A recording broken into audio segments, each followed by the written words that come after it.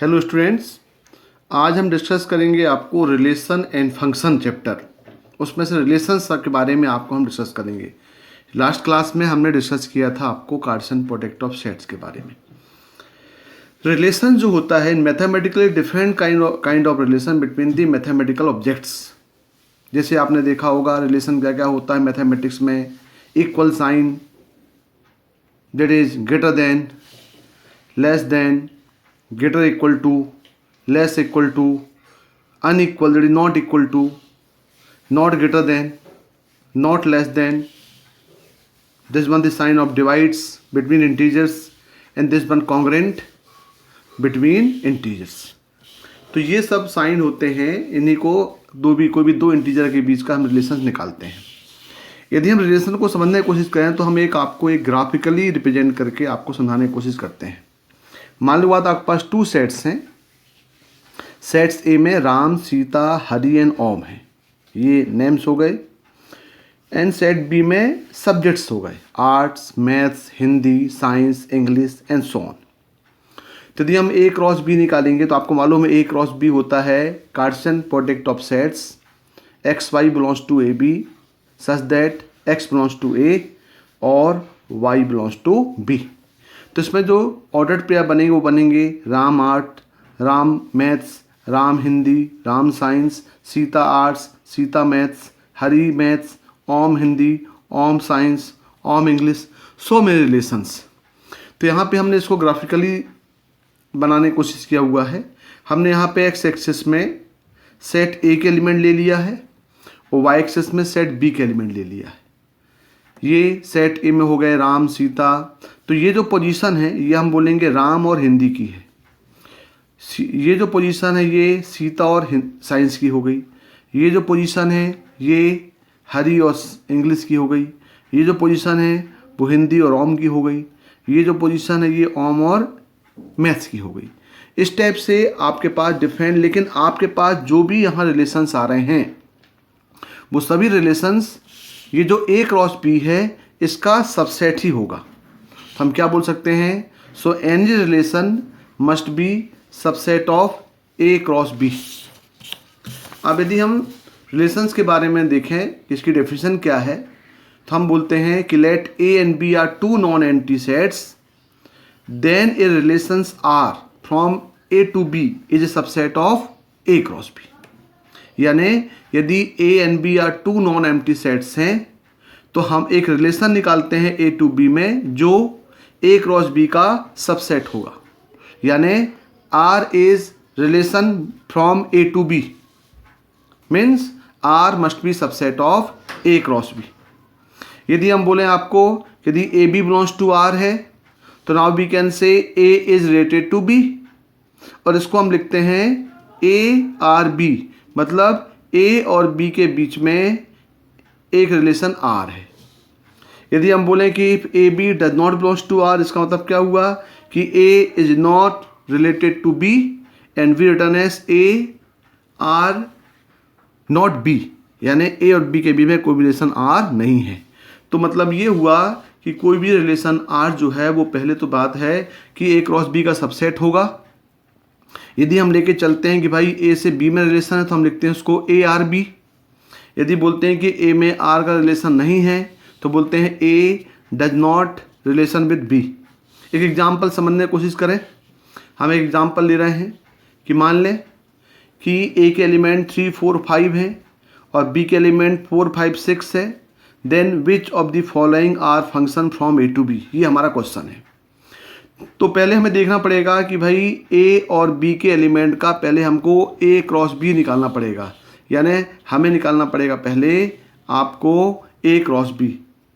तो A cross B निकालेंगे तो प्रोसीजर आपको मालूम है 3, 4, 3, 5, 3, 6, 4, 5, 4, 6, 4, 4, 5, 4, 5, 5, 6, these are A cross B. अब हम ये देखें कि यदि हम बताएंगे कि भाई ये जो आर है ये रिलेशन है कि नहीं है, तो ये आर को इस ए क्रॉस बी का सबसेट होना पड़ेगा। तो हमको मालूम है कि every relation R must be subset of A cross B. So here 3, 5, 4 4, 5 6 and 3 6 or are the subset of A cross B. That's why its R is a relation. लेकिन हम सेकेंड एग्जाम्पल में देखें कि जो S के element हैं 4 4, 4 3, 4 5 and 4 6, तो यहाँ पे आप देख रहे हैं कि 4 4 तो है, 4 3 यहाँ पे नहीं है, 4 5 भी है और 4 6 भी है, लेकिन 4 3 एलिमेंट जो है वो S में है लेकिन A क्रॉस B में नहीं है। इसका मतलब S जो है वो A क्रॉस B का सबसेट नहीं है। तो हम ये बोलेंगे कि S not the subset of A cross B, that's why it is not the relation from A to B। यानी कोई भी रिलेशन होने के लिए वो A क्रॉस B का सबसेट होना चाहिए। Now representation of relation. अब हम ये देखें रिलेशन को हम कैसे रिप्रेजेंट करें। पहली मेथड होती है रोस्टर मेथड। इस मेथड में क्या होता है, in this form relation is represented by the set of ordered pair belongs to R. इसमें क्या होता है कि हम एक ऑर्डर पेयर के द्वारा सेट्स को रिप्रेजेंट करते हैं। तो मान लें भाई आर रिलेशन है ए और बी के बीच में। मान लें ए जो है वो -2 -1 0 1 2 है और बी जो है वो 0 1 4 9 10 है। तो आप देख रहे हैं कि ए आर बी जो है एक रिलेशन है। कैसा रिलेशन है वो, ए स्क्वायर इक्वल टू बी है, यानी इसका स्क्वायर बी के एलिमेंट में है। आप देख रहे हैं 2 का स्क्वायर 4 यहाँ पे है, 1 का स्क्वायर 1 भी है, 0 का स्क्वायर 0 भी है, 1 का स्क्वायर 1 भी है और 2 का स्क्वायर 4 भी है। यदि इसका हमें रिलेशन निकालें तो ये आर क्या होगा, 0 0, 0 का स्क्वायर 0, -1 1, यहाँ हो जाएगा -2 4, 1 1 और 2 4। तो ये जो आप इस आर को प्रेजेंट कर रहे हैं, इस आर को हम लिखते हैं रोस्टर फॉर्म। रोस्टर फॉर्म में हम किसी भी रिलेशन को रिप्रेजेंट करेंगे ऑर्डर्ड पेयर के फॉर्म में। दूसरा होता है सेट बिल्डर फॉर्म। ये सभी फॉर्म आपने ऑलरेडी पढ़ चुके हैं सेट थ्योरी में। फिर से एक बार देखें, सेट बिल्डर फॉर्म में क्या होता है, in this form relation R from A to B represented by, यानी कोई भी हमें एक प्रॉपर्टी अप्लाई करनी पड़ेगी कि R equal to A B, जहाँ पे ए का एलिमेंट है, बी का एलिमेंट है, तो A B satisfying the rule from A to B. हमें एक रूल लिखना पड़ेगा जो ए से बी में सेटिस्फाई करेगा। जैसे एग्जांपल देखें, एक हमारे पास एग्जांपल है, ए इक्वल टू दिया है 1 2 3 4, बी इक्वल दिया हुआ है 1 1/2 1/3 1/4। तो हमें दिखा है relation from A to B. तो यदि हम लिखें यहाँ पे 1 1 ले लें, यहाँ 2 1/2, 3 1/3, 4 1/4। इसका मतलब ये हुआ कि 1 1 2 1/2 3 1/3 4 1/4 एक रिलेशन से कनेक्ट होंगे। इसी को हम बोलते हैं सेट बिल्डर फॉर्म। तो यहाँ रिलेशन क्या हो गया, R such that A belongs to A, B belongs to B and B equal to 1/a।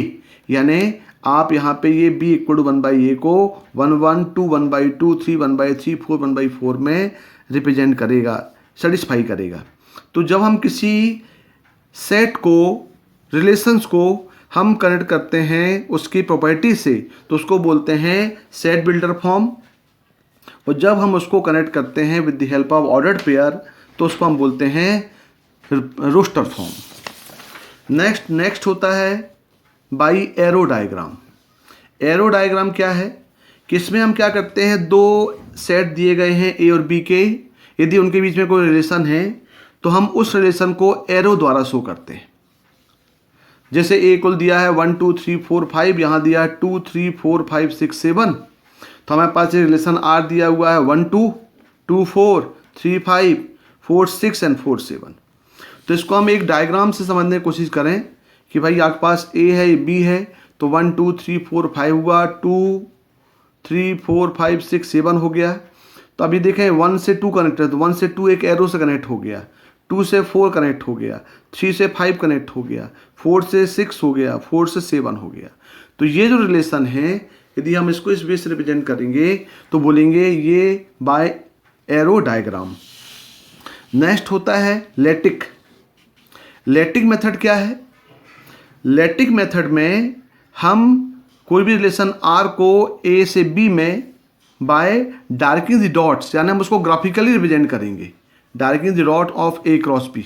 यानी ए इक्वल दिया हुआ है -1 -2 -1 0 1 2 और बी दिया हुआ 0 -1 -2 3 और 4। अब यदि हमारे पास एक रिलेशन दिया हुआ है -2 -1 -1 4 0 3 1 4 2 0, तो हम इस पॉइंट्स को एक्स एक्सिस और वाई एक्सिस में, यदि हम एक्स एक्सिस में और वाई एक्सिस के पॉइंट का ऑर्डर पेयर बनाएं तो ग्राफिकली रिप्रेजेंटेशन को हम डॉट से रिप्रेजेंट करेंगे।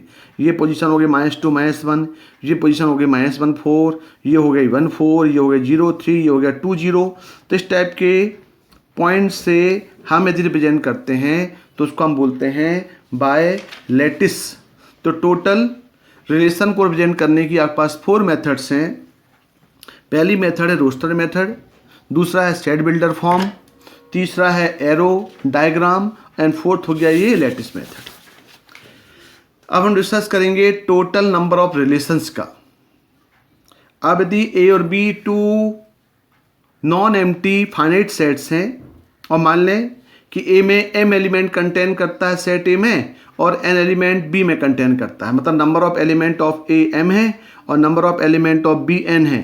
तो हमें मालूम है कि ए क्रॉस बी में एम एन टोटल जो एलिमेंट्स होंगे वो कितने होंगे, एम एन होंगे। यानी एम एन मतलब होता है कि ए क्रॉस बी के number of elements of A cross B equal to number of element of A into number of element of B. So number of element of A cross B हो जाएगा M N. तो total number of subsets of A cross B हो जाएगा 2 की power M N, क्योंकि आपको मालूम है यदि सेट ए में एम एलिमेंट कंटेन करते हैं तो उसमें नंबर ऑफ सबसेट्स होते हैं 2 की पावर एम। तो ये 2 की पावर एम एन हो जाएगा total number of subsets of A cross B. अब बहुत ही इंपॉर्टेंट पार्ट हम पढ़ने जा रहे हैं, ये है डोमेन रेंज एंड को डोमेन ऑफ ए रिलेशन। कोई भी फंक्शन यदि है तो उसमें एक डोमेन होगा, रेंज होगा और को डोमेन होगा।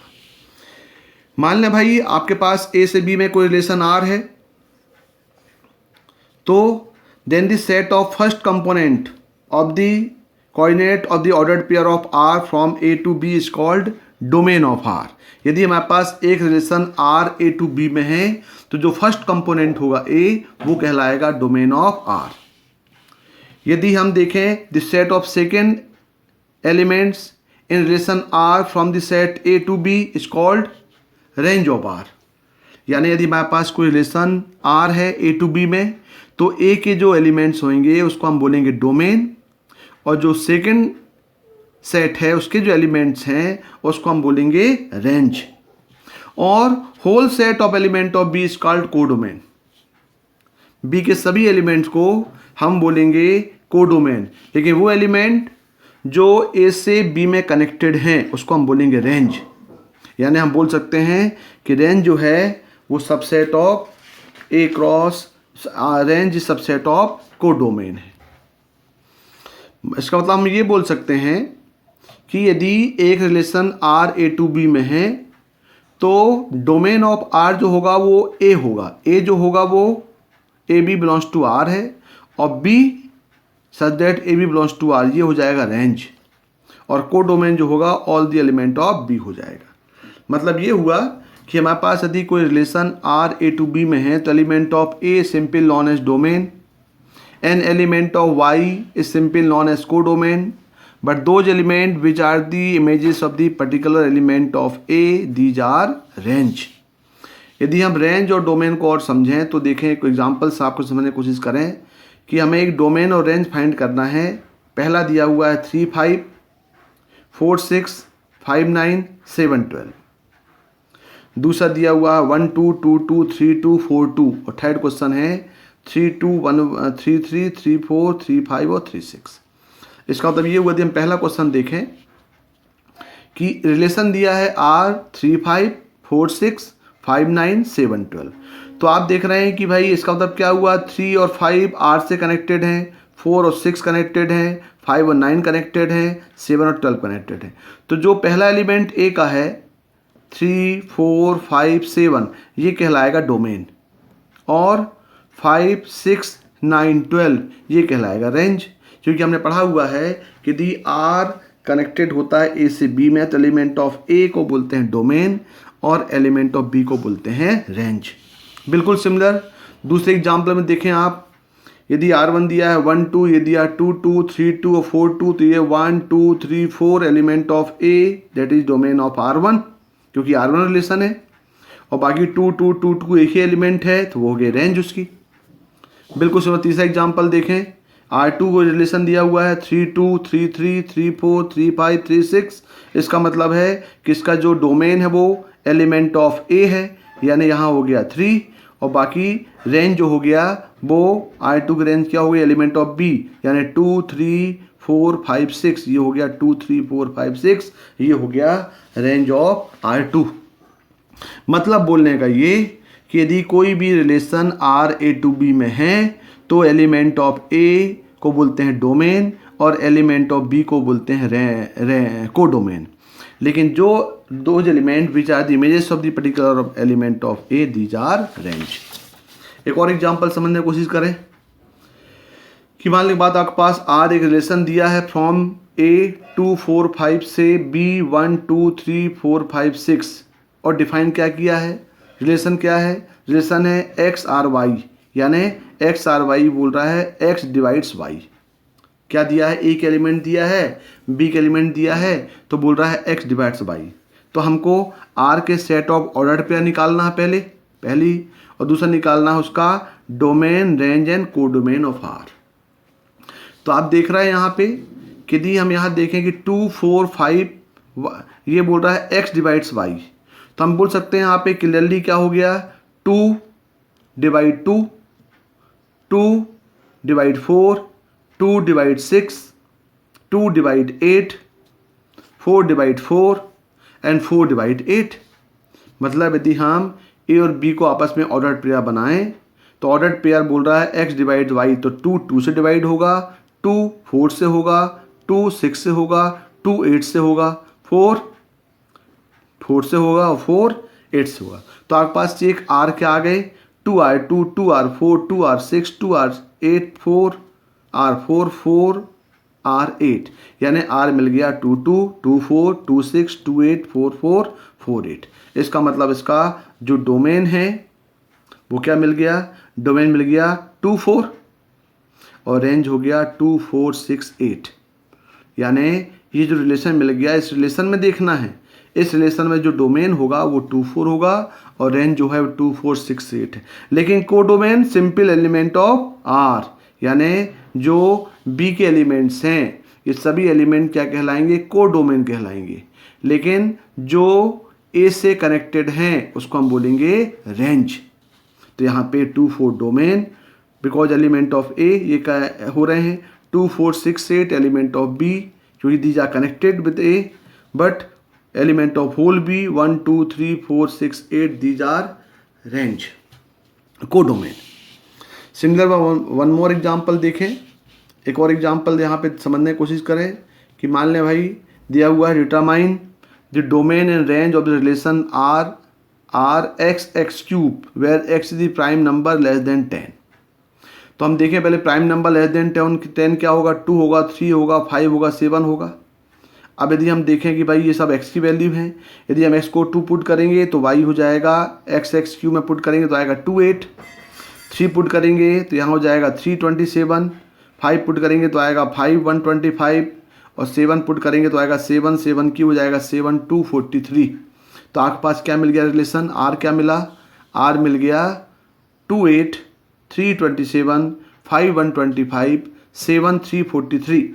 तो इसका मतलब 2 3 5 7 इसके डोमेन हो गए और 8 27 125 343 इसके रेंज हो गए।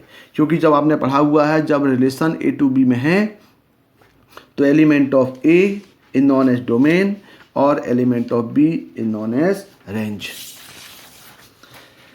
अब हम पढ़ते हैं relations on a set, type of relations. Let A the non empty set then the relations from A itself. अपने आप से ए का रिलेशन जो होता है वो किसका सबसेट होगा, ए क्रॉस बी का सबसेट होगा। तभी हम बोलेंगे it is the relation from set A, यानी ए का अपने आप से रिलेशन, तो that is A cross A. तो ए क्रॉस ए रिलेशन तभी होगा जब that is the R is the subset of A cross A हो जाए। नाउ टाइप ऑफ रिलेशन देखें। पहला टाइप ऑफ रिलेशन होता है वॉइड या empty relation. Wide empty relation मतलब ये हुआ कि यदि हम मान लें कोई रिलेशन जो है वो ए क्रॉस ए का सबसेट है, यानी R is subset of A cross B, तो phi is the subset of A cross B. ये भी मालूम है कि ए क्रॉस बी, तो फाई जो है वो हमेशा किसी ना किसी सेट का, हर सेट का वो क्या होगा, सबसेट होगा। तो empty set phi is relation of A is called the empty set. तो जो फाई होता है उसी फाई को हम बोलते हैं एम्प्टी या फिर वाइड सेट। यानी इसको और यदि समझने की कोशिश करें तो मतलब ये हुआ, relation R in set A is called empty set if there is no element of set A is related to any element of set A. मतलब क्या हुआ कि वहाँ पे कोई भी ऐसी कंडीशन नहीं होगी जो उस सेट को सेटिस्फाई करेगी। जैसे एग्जांपल देखें कि भाई relation R in the set A 1 3 5 7 दिया है, और आर ए बी एक रिलेशन दिया है A B A minus B equal 9। अब यहाँ पे देखिए यदि हम ए का ऑर्डर पेयर बनाएंगे तो आएगा 1 1 1 3 1 5 1 7 3 5 3 7 5 7 इतने सारे आएंगे। यदि हम कोई भी उठा के यहाँ पुट करेंगे, यदि हम 1 - 3 करेंगे तो आएगा -2, 9 नहीं हो सकता। यदि हम 3 और 5 लेंगे तो 9 सेटिस्फाई नहीं करेगा, 7 3 करेंगे तो सेटिस्फाई नहीं करेगा। मतलब इसमें कोई भी रिलेशन इसको सेटिस्फाई नहीं करेगा, इसलिए हम बोलेंगे it is empty set. As no pair of set A satisfying the condition a minus B equal to 9 in A, इसको हम बोलेंगे एम्प्टी रिलेशन। दूसरा होता है यूनिवर्सल रिलेशन।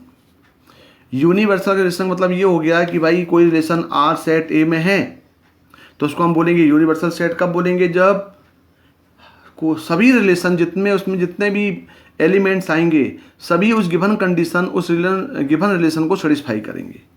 तो relation R is set A is called universal relation if each element of set A is related to every element of set A, यानी R equal to A cross A होगा। यानी यदि हम example देखें कि मान लें ए इक्वल टू 1 2 3 है और हमने आर ले लिया ए बी, जहाँ A minus B less than 9 less than 10, तो A minus B less than 10 मतलब ये हो गया कि हम 1 पुट करें चाहे 2 यहाँ पुट करेंगे 1 - 2 वो भी लेस देन 9 होगा, 3 - 2 करेंगे वो भी 9 वो भी लेस देन 10 होगा। यानी हम ए क्रॉस ए के जितने भी ए क्रॉस ए के एलिमेंट बनेंगे सभी एलिमेंट को हम इसमें सेटिस्फाई करें तो वो उसको सेटिस्फाई करेगा। यानी सभी जितने भी ए क्रॉस ए के एलिमेंट हैं यदि वो आर को सेटिस्फाई कर रहे हैं तो हम ये बोलेंगे कि वो जो है यूनिवर्सल रिलेशन है। All the pair A B in the set A cross A satisfying A minus B less than 10 in whole set A cross B, so R is universal set. Now identity relation, ये हो जाएगा आपका identity relation. Identity relation जो है, identity relation is the set of whole ordered pair A B belongs to A cross B in such that A equal to B होना चाहिए। यानी मतलब ये हुआ इसका कि एक कोई सेट है वो ordered pair A B belongs to A cross A है तो तभी ट्रू होगा वो जब ए इक्वल टू क्या होगा, बी होगा। मतलब इसको हम डिनोट करते हैं आई ए से, आई ए इक्वल टू ये हो जाएगा ए बी, जहाँ पे ए एक एलिमेंट है और बी जो है वो भी एक एलिमेंट होगा। बी भी किसका एलिमेंट हुआ, एक एलिमेंट हुआ, देन ए इक्वल टू क्या होगा, बी होगा। यदि हम एग्जांपल देखें इसमें क्या होगा, domain of I A equal to range of I A, domain range दोनों इक्वल हो जाएंगे। इस एग्जांपल समझने की कोशिश करें इसको कि यदि ए इक्वल टू 1 2 3 4 है तो इसका आइडेंटिटी रिलेशन क्या होगा, एक तो हो जाएगा 1 1, एक हो जाएगा 2 2 3 3 और 4 4, ये 4 ही बनेंगे क्योंकि 1 2 1 3 1 4 2 3 2 4 3 4 ये सभी जो ऑर्डर्ड पेयर के बनेंगे वो आइडेंटिटी रिलेशन नहीं होता। आइडेंटिटी रिलेशन में क्या होता है कि दोनों एलिमेंट ऑफ ए के होते हैं जहाँ पे ए और बी आपस में क्या हो, इक्वल हो। जब वो इक्वल होगा तभी आइडेंटिटी रिलेशन कहलाएगा, यानी 1 1 2 2 3 3 और 4 4। यानी every identity relation on A, every element of A should be related to itself, यानी वो अपने आप से रिलेशन होगा तभी हम बोलेंगे वो कौन सा रिलेशन है, आइडेंटिटी रिलेशन है। जैसे एग्जांपल समझने की कोशिश करें कि मान लें भाई इफ़ ए इक्वल टू 1 2 3 है तो हम डिस्कस कर रहे हैं एक रिलेशन आर ए दिया है 1 1 2 2 3 3, दूसरा R1 के बारे में बोल रहा है कि R1 है 1 1 और 2 2, तीसरा R2 के बारे में 1 1 2 2 3 3 और 1 3। तो हम डिस्कस करेंगे इसमें से कौन सा रिलेशन आइडेंटिकल रिलेशन है। पहले हम देखें आर ए दिया हुआ है 1 1 2 2 3 3। इसका मतलब ये हुआ कि ए इक्वल टू 1 2 3 है तो 1 1 2 2 3 3 इट इज आइडेंटिकल रिलेशन होगा, बिल्कुल होगा, क्योंकि सभी element of A is related to itself. 1 1 भी है, 2 2 भी है, 3 3 भी है। हम R2 में देखें कि 1 1 है, 2 2 है, लेकिन यहाँ 3 3 नहीं है, तो 3 3 नहीं है मतलब ये आइडेंटिकल रिलेशन नहीं होगा। तो it is not the identical relation because 3 3 is not in R1। Third देखें, थर्ड में है 1 1 2 2 3 3 1 3। It is not identical relation क्योंकि यहाँ पे 1 3 आर ए में नहीं होगा। आर ए का मतलब हो जाएगा कि सिर्फ ए का ए के साथ रिलेशन, यानी 1 ए इक्वल टू बी होना चाहिए, तो ये 1 3 इक्वल टू बी में नहीं आता। मतलब ये हम बोलेंगे कि यदि आपके पास 1 2 3 कोई सेट दिया हुआ है तो उसके 1 1 2 2 3 3 के अलावा हम इसको बोल सकते हैं ना कोई एक्स्ट्रा होगा ना कम चलेगा। एक्स्ट्रा मतलब ये एक्स्ट्रा हो गया, ये नहीं चलेगा, और इसमें देखें 3 3 नहीं है तो इसको हम बोलेंगे कम है तो नहीं चलेगा, एक्स्ट्रा है तो नहीं चलेगा, सिर्फ ये 1 1 2 2 3 3 है तभी वो क्या होगा, आइडेंटिकल रिलेशन होगा। नेक्स्ट होता है inverse relation. Let R be relation from A to B. यदि हम मान लें कि भाई आर कोई रिलेशन ए टू बी में है तो इनवर्स ऑफ आर को डिनोट करते हैं आर इनवर्स से, तो उसको हम बोलते हैं that is relation from B to A. यदि ए टू बी में कोई रिलेशन है तो आर इनवर्स रिलेशन हो जाएगा बी टू ए में, यानी आर इनवर्स इक्वल टू ये चेंज हो जाएगा बी ए। कब? जब A B belongs to R है, यानी मतलब ये हुआ यदि A B belongs to R है तो B A belongs to R inverse हो जाएगा।